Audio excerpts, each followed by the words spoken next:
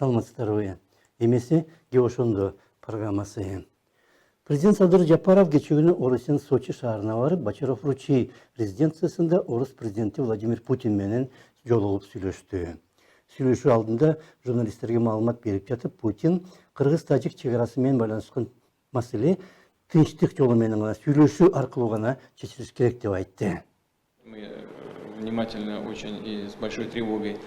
Biz abdan dikkat yana tinchsizlanуу менен карап турдук кыргыз-тажик чегарасындагы абалды. Өзүңүз билесиз, жакында эле Москвага тажик президенти келип кетти. Биз албетте бул маселени аны менен дагы талкууладык. Мындай талаш маселелерди сүйлөшүү жолу менен гана чечүү керек деген эки тараптын тең ниетин биз оң кабыл алдык.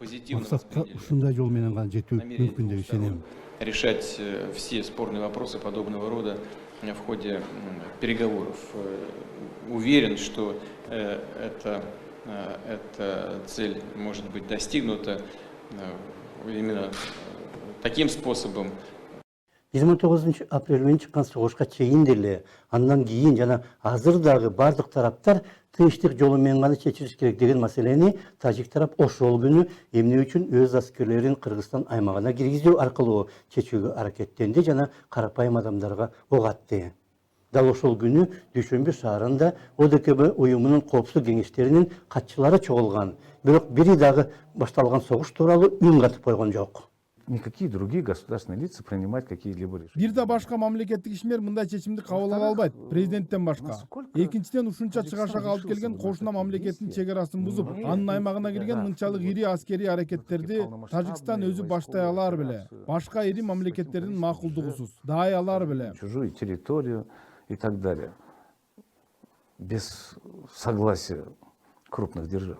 Насколько мог бы он?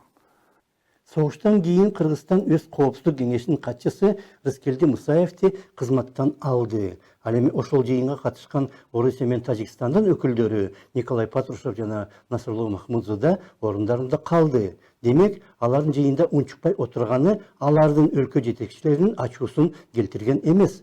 Ошол эле учурда тажик аракеттерине айрым тажик уюмдары каршы болгон дегенде маалыматтар бар. Айрым тажик министрликтери, мисалга Тажикстандын тышкы иштер министрлиги буга каршы болуптур. ТИМдин жетекчилиги согуш баштабагыла дептир. Ошондой эле коргоо министрлигинин жетекчилиги дагы каршы болгон экен.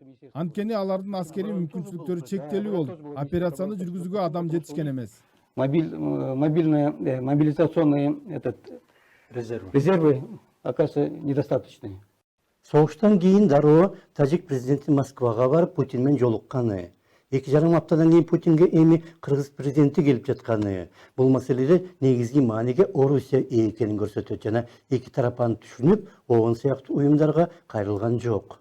Башка бир дагы мамлекет же эл айлык уюм маселеге кызыгып да койгон жок жана күч колдонбош керек деген жалпы кайрылуулар менен гана чектелди.